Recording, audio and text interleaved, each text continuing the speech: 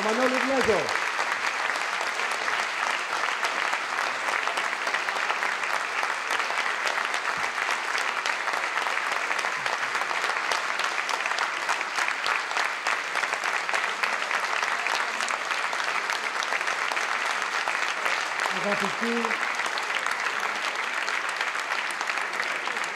Αγαπητοί φίλοι, ήθελα να ξεκινήσω από τον εδεσιμότατο που εκπροσωπεί την ελληνική Εκκλησία και που έχει σταθεί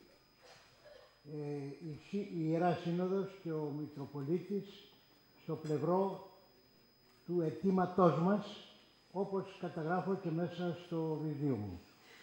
Θα ήθελα να ευχαριστήσω το Διοικητικό Συμβούλιο του Πολεμικού Μουσείου για την παραχώρηση της αίθουσας και θα ήθελα να δώσω συγχαρητήρια σε όλους εσάς οι οποίοι προσήλθατε. Φυσικά πρέπει να χαιρετήσω, αλλά θα κρατήσει πολύ καιρό και γι' αυτό το λέω ως εξής. Χαιρετώ όλους τους παλιούς βουλευτές που έχουμε μαζί διακονέψει στο Ελληνικό Κοινοβούλιο και όλους τους σύγχρονους βουλευτές που ήρθαν σήμερα εδώ να παραστούν σε αυτήν την εκδήλωση. Αλλά ήθελα ιδιαίτερα, ας με επιτραπεί αυτό, να τιμήσω τους αγωνιστές της Εθνικής Αντίστασης και αν τουλάχιστον δεν μου διέφυγε κανένας, μπορεί να μου διέφυγε, να το συμπληρώσουμε, να χαιρετήσω τον παλέμαχο το Ρούπατο Χαράλαμπο, όμηρο στη Γερμανία και κρατούμενο των Γερμανών και τη γυναίκα του Ασπασία, να χαιρετήσω τον Βαγγέλη το Μαχαίρα και τη Δάφνη τη Σκούρα, αγωνιστές πασίγνωστους, να χαιρετήσω τον Βασίλη τον Μπρακατσούλια, να χαιρετήσω τον Πασπαλιάρη το Φάνη, έναν επωνίκη δικασμένο σε θάνατο. Έχουμε κάνει μαζί κρατούμενοι στις φυλακές, μελοθάνατες φυλακές της Κέρκυρας, και τη Δανίκη την Ελευθερία, την Παπαϊωάννου τη Λίτσα και τον Στέφανο τον Γιναίο το Αετόπουλο. Δεν ξέρω, πρέπει να είναι εδώ και ο Χρήστος ο Τζιτζιλώνης. Εδώ είναι. Ο Ζαμάνος. Το Ζαμάνο και το Ζαμάνο το Στέλιο. Το Ζαμάνο το Στέλιο. Όλους αυτούς, αν παρέλειψε κανένα, ζητάω συγγνώμη. Ποιον? Το Λάζαρο τον Κυρίτσι. Με τον αδερφό του είμαστε μαζί χρόνια στο ίδιο κελί. Μελοθάνατο. Λοιπόν, αφού συγχαρώ αυτούς και ζητάω συγγνώμη και από τον πρώην Πρωθυπουργό τον Βρύβα και από τον φίλο μου τον Κωστή Στεφανόπουλο, που δεν τους ανέφερα, τους αναφέρω τώρα, να εξάρω την προσφορά όλων σας που ξεκινήσατε τη νέα εβδομάδα, αυτή τη Δευτέρα, να έρθετε εδώ για να παρουσιαστεί αυτό το βιβλίο. Θέλω να χαιρετήσω τους παρουσιαστές. Θα πω καθαρά τη σκέψη μου. Καταρχήν πρέπει να πω ότι ο καθένας ξεχωριστά, έχω μια γνωριμία μου πάρα πολύ παλιά, με τον Νικήτα τον Κακλαμάνη έχουμε παρευρεθεί σε πάρα πολλές κοινές εκδηλώσεις για τα κοινά θέματα. Με τον Νότι το Μαριά ανήκει στο Εθνικό Συμβούλιο Διεκδίκησης των Οφειλών της Γερμανίας προς την Ελλάδα από τότε που ιδρύθηκε. Με τη Σοφία του Σακοράφα έχουμε αγωνιστεί μαζί και πρωτογνωριστήκαμε στον αγώνα για την ανεξαρτησία της Παλαιστίνης, αν θυμάται, καλά και αν θυμάμαι καλά. Με τον Κώστα το Σκανταλίδη στη Βουλή, αλλά και έχουμε και ιδιαίτερες γνωριμίες, είμαστε νησιώτες Δωδεκανείς και ξέρει εκείνος τους ιδιαίτερους δεσμούς που έχω για τα Δωδεκάνησα και με τον Νίκο τον Τσούκαλη ένα περίεργο. Έχουμε γνωριστεί πρώτα-πρώτα σε αγώνες για το περιβάλλον από την κίνηση Ενεθρία της Πάτρας. Έφυγε. Έχει πουλή. Έχουμε γνωριστεί από τότε. Και με τον παρουσιαστή τον Γιώργο τον Παπαδάκη μας συνδέει κοινή προσπάθεια να με πιέζει εκείνος να παρουσιαστώ, να μην δέχομαι εγώ εύκολα να παρουσιαστώ και να έχουμε ένα συνεχή καυγά με την τηλεόραση, αλλά πρέπει να πω ότι από πολλά χρόνια μαζί προσπαθούμε να φέρουμε στην επιφάνεια αυτά τα θέματα. Και με τον εκδότη, τον Ηλία, το γιο του Αντώνη που είναι εδώ πέρα και που είμαστε πολύ παλιοί φίλοι με τον Αντώνη. Τον πιέζω τον Αντώνη, τον ξέρετε τον Αντώνη τον Λιβάνη, ιδιαίτερος του Αντρέα του Παπανδρέα ήταν, τον πιέζω να γράψει τα απομνημονεύματά του όπως τα έζησε εκείνη την εποχή και αρνείται. Εγώ επιμένω και το λέω και δημόσια τώρα, Αντώνη, σε καλώ να γράψει τα απομνημονεύματά σου. Από τώρα στο λέω. Από εκεί γνώρισα το γιο του τον Ηλία και τον συγχαίρω γιατί έχει ένα ανεξάρτητο δικό του πνεύμα και έχει παρουσιάσει στη συνέχεια του παλιού εκδοτικού οίκου ένα καινούριο εκδοτικό οίκο που αγωνίζεται για όλα τα θέματα. Αγαπητοί φίλοι, το βιβλίο αποσκοπεί πρώτα και κύριε να αποκαθάρει μερικές συγχύσεις. Και οι συγχύσεις οφείλονται περισσότερο στην ορολογία. Όλοι λένε πολεμικές αποζημιώσεις, δεν είναι ένα γενικό όνομα, και θεωρούν ότι είναι οι ζημιές που προκάλεσε ο πόλεμος. Δεν έχει καμιά απολύτως σχέση το θέμα των οφειλών της Γερμανίας προς την Ελλάδα με το θέμα των πολεμικών συγκρούσεων. Δηλαδή, πάνω στη σύγκρουση υπάρχουν καταστροφές κτηρίων, δρόμων, συγκοινωνιών, παράπλευρων απολειών. Αυτά είναι έξω. Μην λέτε πολεμικές αποζημιώσεις και το μπερδεύετε με το θέμα. Όπως παραδείγματος χάρη και η ηλία του πολέμου, δηλαδή ό,τι εργοστάσιο έχει ο κατακτημένος λαός που παράγει είτε πολεμοφόδια, είτε όπλα, είτε οτιδήποτε, αυτά είναι ηλία πολέμου. Δεν έχουν σχέση με τις οφειλές. Δεν έχουν καμία σχέση με προβλήματα που αφορούν τις συγκρούσεις τις πολεμικές. Γι' αυτό μην λέμε πολεμικές αποζημιώσεις. Μπερδεύουμε τα θέματα. Η ορολογία, η σωστή είναι οφειλές της Γερμανίας προς το δημόσιο, το ελληνικό, και οφειλές της Γερμανίας προς τον ελληνικό λαό, προς τα θύματα. Αυτές είναι οι δύο μεγάλες κατηγορίες. Η πρώτη κατηγορία είναι τα θέματα που χαρακτηρίζονται ως επανορθώσεις και είναι οι ζημιές που έκανε στην οικονομία της χώρας. Ακούσατε τι σας είπαν οι προηγούμενοι ομιλητές. Παραδείγματος χάρη, το 51% των μετοχών αμέσως, το οικονομικό επιτελείο που ακολουθούσε τη γερμανική στρατιά, από την πρώτη στιγμή είπε είναι δικά μου. Όλες οι μεγάλες επιχειρήσεις, ιδιωτικές και κρατικές, όλες οι τράπεζες, τα πάντα είναι δικά μου, το 51%. Πιστεύω τώρα με τα οικονομικά να έχετε πολύ αναπτύξει την οικονομική σας ορολογία και να έχετε μάθει μια επιχείρηση το 15% των μετοχών να έχεις, την κανονίζεις όπως θες. Για σκέψου, θα πάρεις το 51% και να πεις είναι δικό σου. Λέω λοιπόν, δεν θα τα αναφέρω όλα, τα γράφω στο βιβλίο. Είναι, μερικά αναφέρθηκαν από τους ομιλητές, πρέπει να τα δείτε και να τα ξεκαθαρίσετε. Αυτά λοιπόν είναι οι επανορθώσεις ύψους. Εμείς είχαμε ζητήσει στη Διασημαχική Επιτροπή που συνήλθε στο Παρίσι το 1946. 14,5 δισεκατομμύρια μας τα άκοψαν, μας τα έκανε 7%. 7%. Ο εστί μεθυμενευόμενον ότι είναι 108 δισεκατομμύρια ευρώ χωρίς τους τόκους. Με στοιχεία που μας έδωσε η Τράπεζα της Ελλάδος. Επίσημα στοιχεία.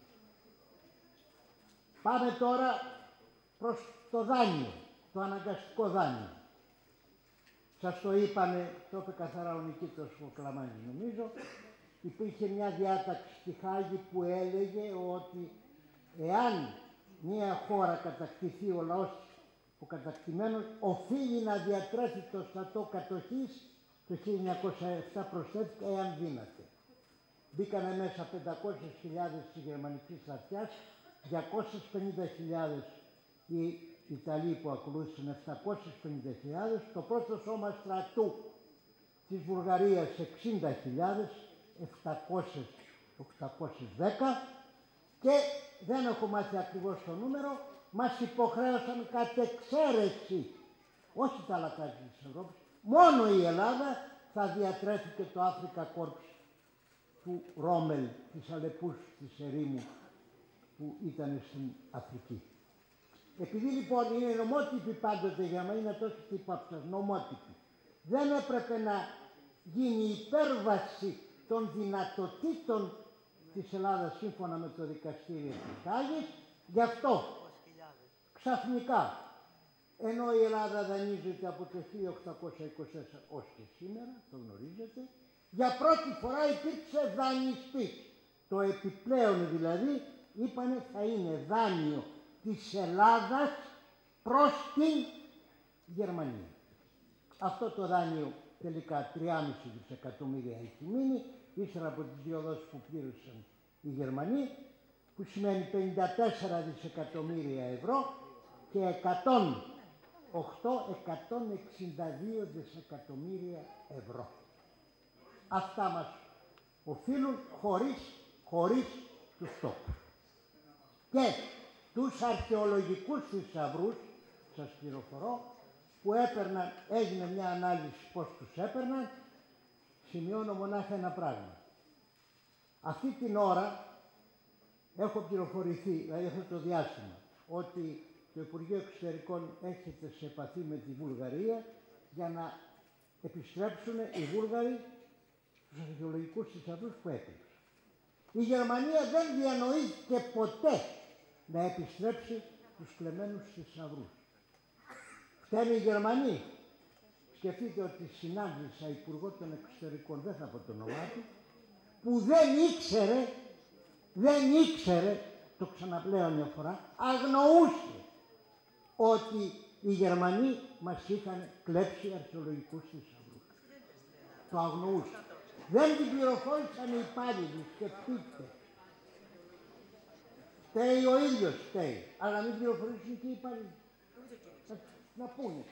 Εδώ τι συμβαίνει, κάτι συμβαίνει. Είναι λοιπόν αυτά τα τρία οι οφειλές προς το ελληνικό δημόσιο. Και υπάρχουν εκεί τεράστιες οφειλές των Γερμανών προς τα θύματα. Αυτή είναι η υπόθεση Χριστόμου και όλα τα ολοκαυτώματα. Τελικά, θέλω να σημειώσω αυτό που γράφω στο βιβλίο, προσέξτε το με ιδιαίτερη προσοχή. Όλοι οι πληθυσμοί είχαν απώλειες στο Δεύτερο Παγκόσμιο Πόλεμο. Κακώς θεωρείται ότι η Σοβιετική Ένωση είναι πρώτη. Ο μεγάλος αριθμός βέβαια καταπλήσει. Έχασε το 10% του πληθυσμού της, 20 εκατομμύρια. Είναι μεγάλος αριθμός, αλλά είχε 200 εκατομμύρια.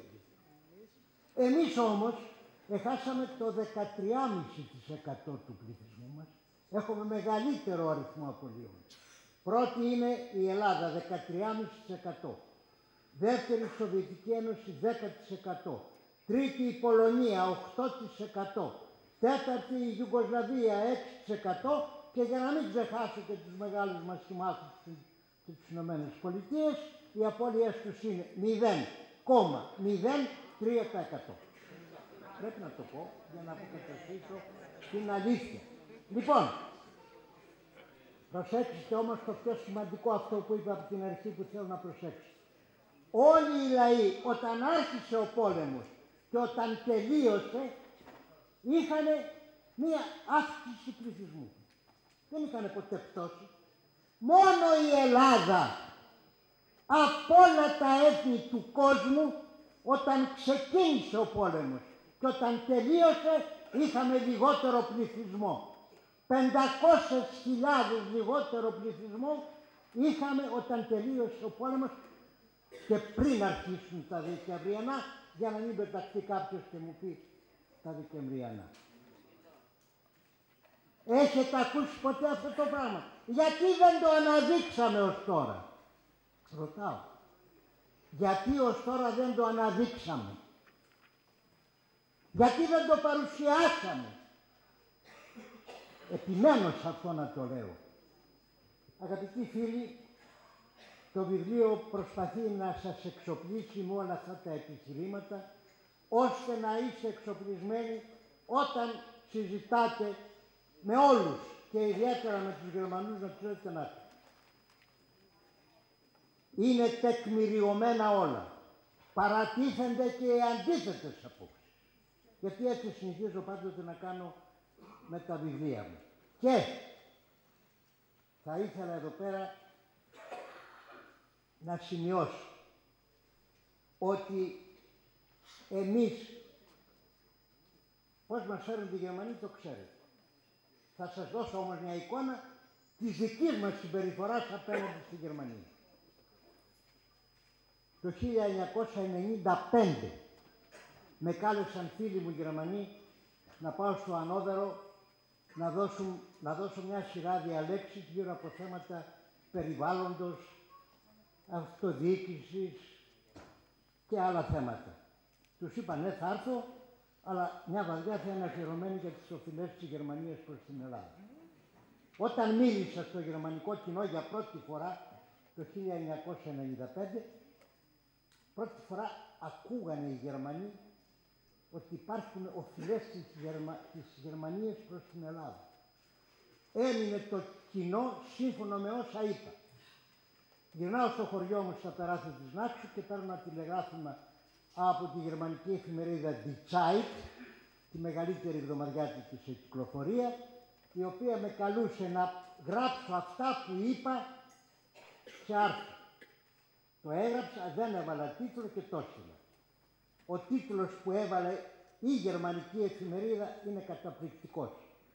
Μια αδικία που πρέπει να αποκατασταθεί. Τι είπα λοιπόν εκεί στο κοινό και τα έγραψα και στο άρθρο.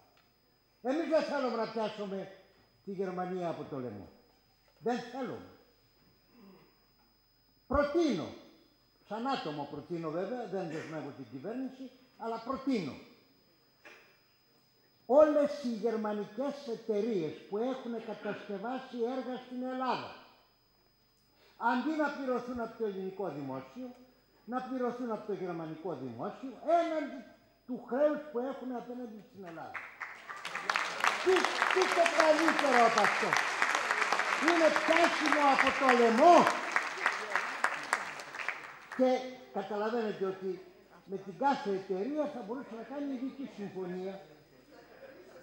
Οπότε ήταν δικό τους πρόβλημα. Και για να αποδείξω ότι δεν έχω κανένα μίσος με το γερμανικό λαό, είπα, ακόμα για να σας δείξω ότι δεν έχουμε μίσος εναντίον σας, σας προτείνω όσα Ελληνόπουλα από το Δημοτικό, το Γυμνάσιο, το Λύκειο, το Πανεπιστήμιο, μεταπτυχιακές σπουδές εδώ θέλουν να σπουδάσουν στη Γερμανία, να έρχονται να σπουδάσουν και τα έξοδο διαμονής διατροφής σπουδών να τα αναλάβει το γερμανικό δημόσιο έναντι του χρέους. Αν υπήρχε μίσος θα το έκανε αυτό ποτέ. Και μια απόδειξη ότι δεν υπάρχει μίσος είναι, θα δείτε στο βιβλίο στην αρχή, ξεκινάω να το αφιερώνω στους αντιφασίστες Γερμανούς που ανήκανε σε δύο διαφορετικές οργανώσεις εδώ στην Ελλάδα και πολέμησαν εναντίον του ναζισμού. Σε αυτούς το αφιερώνω. και στους Έλληνες αγωνιστές του εθνικού τραγούδου. Εάν είχαμε μίσος, δεν θα το κάναμε. Αλλά, για να πω και τον τίτλο το γενικό, και ένα μάρκο, το είπα και εκεί στο Ανόβερο, και ένα μάρκο να ήταν. Οφείλετε να το πληρώσετε ως εγγύηση ότι στο μέλλον η Γερμανία δεν θα διαπράξει παρόμοια ανοσιουργήματα εναντίον της ανθρωπότητας. Γι' αυτό το λόγο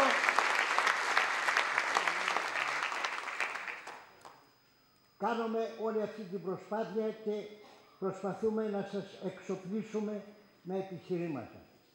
Και έρχομαι τώρα σε ένα λεπτό σημείο. Γιατί τηρούν αυτή τη στάση οι Γερμανοί? Εδώ τα ερωτήματα που θέτω θέλω να τα θέσετε σε κάθε Γερμανό που συναντάτε. Για ποιο λόγο? Μήπως επειδή η Ελλάδα με το έπος του 40-41 υπήρξε ο πρώτος λαός που κατέριψε το μύθο του αίτητου του άξονα?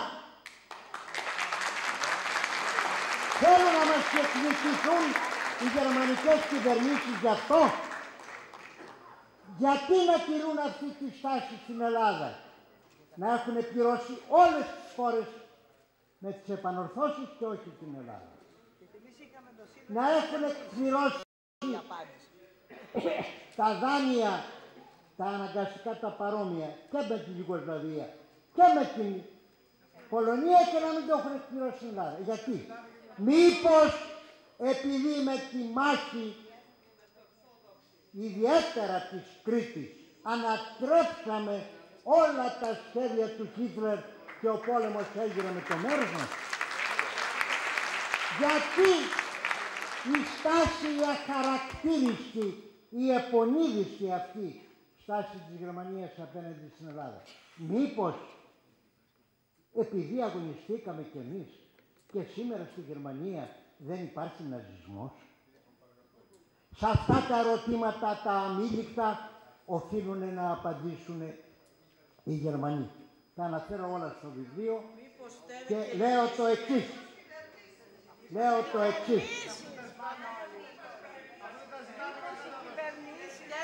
Δεν μπορώ να σας ακούσω καθόλου, διότι με τα 90 χρόνια θέλουν και μια... Αυτοί δεν ακούω. Λοιπόν, μην μιλάτε, δεν ακούω τίποτα. Λοιπόν, συνεχίζω. Το έλεγε ο Μακαρίτης ο Συστήκης. Μιλάγανε από το κοινό και λέει δεν ακούω τίποτα, όχι κανένα. Λοιπόν, συνεχίζω.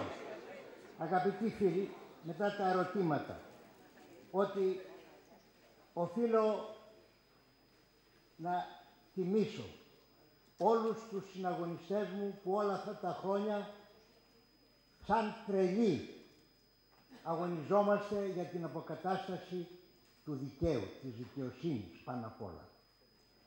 Και να ευχαριστήσω επίσης και τους φίλους Γερμανούς που όχι μονάχα την αριστερά την πυρηνική και τους φίλους του Αμβούργου της Γερμανίας και άλλους φίλους μέσα από τη Γερμανία που κάθε χρόνο έρχονται και περικυκλώνουμε τη γερμανική πρεσβεία. Πολλοί από εσάς μπορεί να έχετε έρθει μαζί. Περικυκλώνουμε τη γερμανική πρεσβεία και οι ίδιοι οι Γερμανοί ζητούν από τους Γερμανούς να εκπληρώσουν το χρέος τους απέναντι στην Ελλάδα και στην ανθρωπότητα. Να αποκαταστήσουν μια αδικία. Όλους αυτούς τους ευχαριστώ. Και λέω τώρα, πρέπει να ξανάρθω, γιατί τους κάλεσα τους φίλους αυτούς? Είπα προηγουμένως πως τους ήξερα. Μπορούσα να καλέσω άλλους φίλους. Κάλεσα εσάς γιατί σας ήξερα. Και γιατί έγινε αυτού του είδους η σύναξη? Για να δείξω ότι πέρα από τα επίπεδα που αγωνίζεται ο καθένας, μπορεί να υπάρξει και ένα πανελλήνιο επίπεδο και απαιτείται σήμερα για να εκπληρώσουν οι Γερμανοί αυτά που οφείλουν στην Ελλάδα ένα πανελλήνιο επίπεδο και το πανελλήνιο επίπεδο εκφράζει όλα τα κόμματα. Το γιατί διάλεξα από το κάθε κόμμα Τον καθένα το είπα προηγουμένως. Αλλά όλοι εκφράζουν, είναι το προζύμι μιας επιτροπής που πρέπει να σχηματιστεί στη Βουλή, κοινής διακομματικής για τη διεκδίκηση των οφειλών, πρόταση που ονειρεύεται ο φίλος μου ο Παναγιώτης ο Κουρουπλής που είναι εδώ πέρα και που επίσημα ο Αλέξης ο Τσίπρας το έχει καταθέσει στη Βουλή και ζητάει να σχηματιστεί αυτή η επιτροπή. Γι' αυτό το λόγο δεν είναι δόλια η πρόθεσή μου και λέω καθαρά.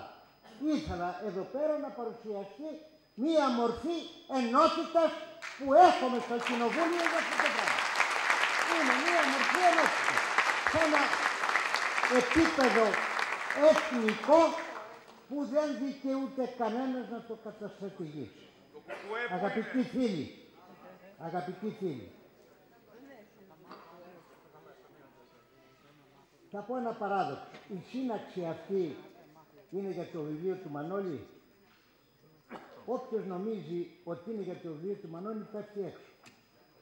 Η αναγωγή η δική μου λέει ότι εσείς όλοι ήρθατε όχι για το βιβλίο του Μανώλη, με ευκαιρία το βιβλίο του Μανώλη να διατρανώσετε και να διαδηλώσετε τη θέληση του ελληνικού λαού ότι δεν πρόκειται να υποχωρήσει στο δίκαιο αυτό αίτημά του.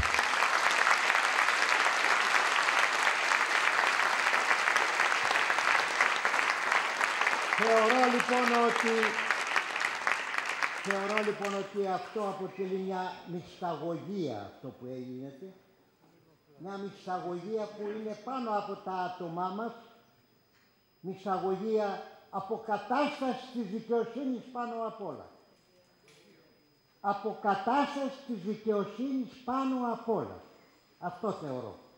Και αγαπητοί φίλοι, θα παρακολουθώ τον Στεφανόπουλο να αγοράσουμε από 50 βιβλία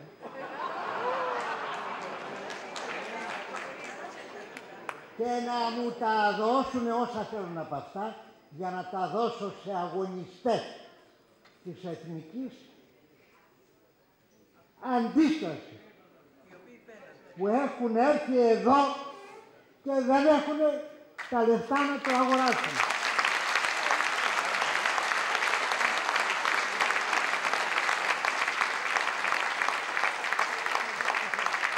Του είπα πολλά, 20-50, πάρε 10 τουλάχιστον, 10 να τα πάρει. Και να μου τα δώσει και να τα δώσω σε αυτούς τους αγωνιστές που δεν έχουν τα λεφτά να αγοράσουν το βιβλίο. Και έβαλα και ένα περίεργο. Έβαλα όλους τους παρουσιαστές να πάρουν 10 βιβλία ο καθένας για αυτή τη δουλειά.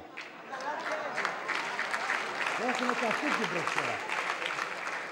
Και τον Παπαδάκη έβαλα και σένα, και σένα. Λοιπόν,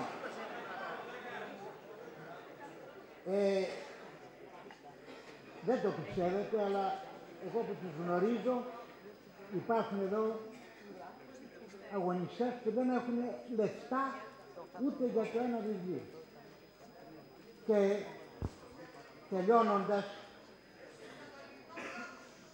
τελειώνοντας, θα ήθελα να πω ότι τα ερωτήματα που μου έχουν θέσει είναι ότι πόσα είναι επιτέλους τα προβλήματα που έχουμε. Νομίζω ότι τα είπα και δεν χρειάζεται. Ούτε 2 είναι, ούτε 4, ούτε 6.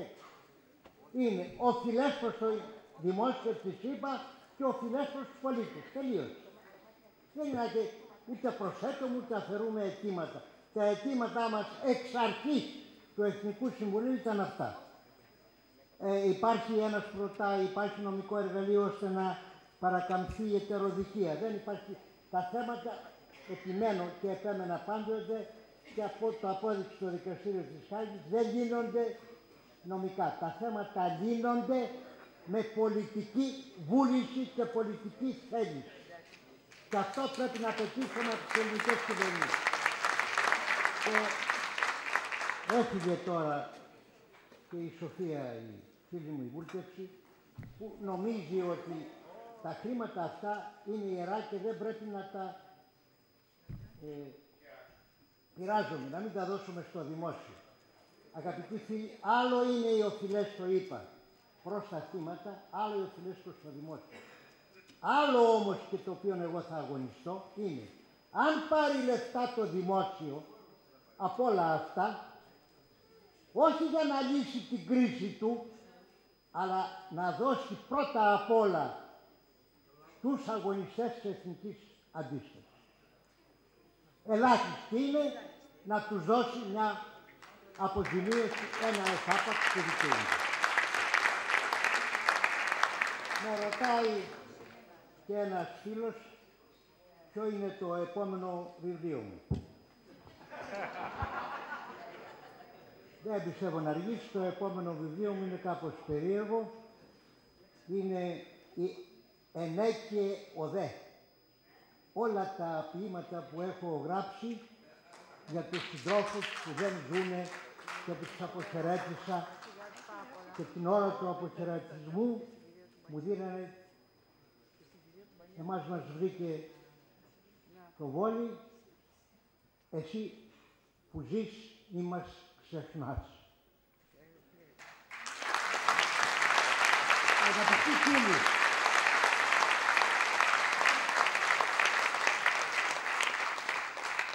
αυτή την ώρα νιώθω από τα διάσελα της ιστορίας, από τα κορφογούνια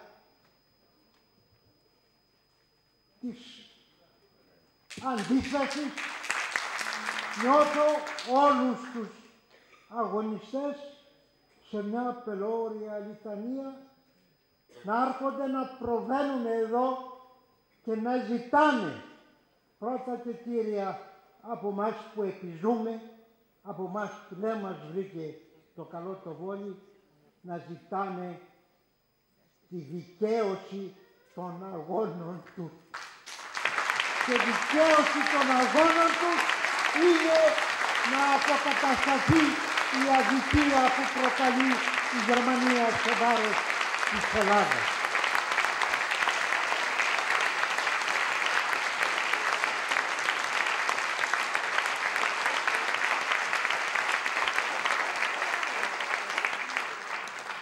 Με τη βεβαιότητα ότι τούτη είναι μια απαρχή. Η Ηλία μου, πρέπει να ξέρεις ότι θα σε βρει μεγάλο βάσιμο. Θα πάμε σε όλη την Ελλάδα να κάνουμε παρόμοιες συγκεντρώσεις, να πάμε να ξεσηκώσουμε τον ελληνικό λαό, αλλά και ο καθένας που βρέθηκε εδώ δεν πρέπει να το ξεχνάει. Ξεκίνησε, κάποιος το είπε, ξεκινάει ένας αγώνας που δεν πρέπει να σταματήσει σε καμιά απολύτως περίπτωση. Γεια και χαρά σας.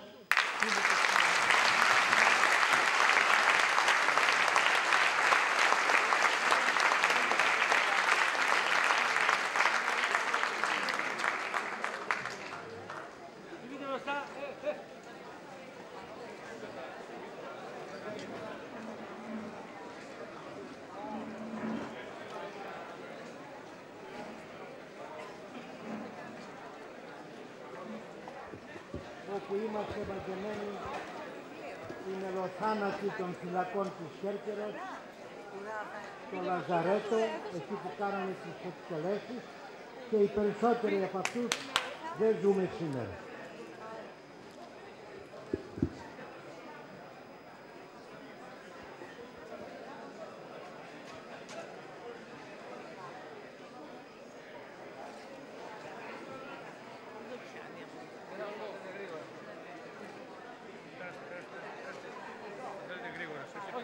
Πώς να περάσουμε γρήγορα, αφού έχει κόσμο.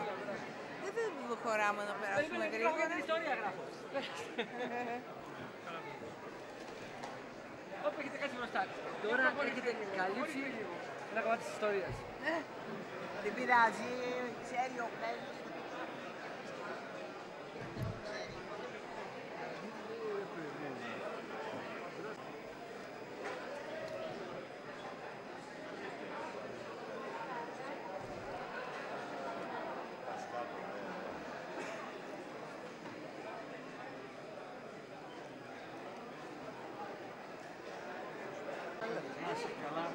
Καλά Χριστούγεννα. Θα στείλω να πάρουμε για να σου το στείλω. Μανώλη, δύο καθηγητές από το Πολυτεχνείο θέλουν να φωτογραφίσουν μαζί σου. Έλα, μια στιγμή να τους φωτογραφίσω. Ναι.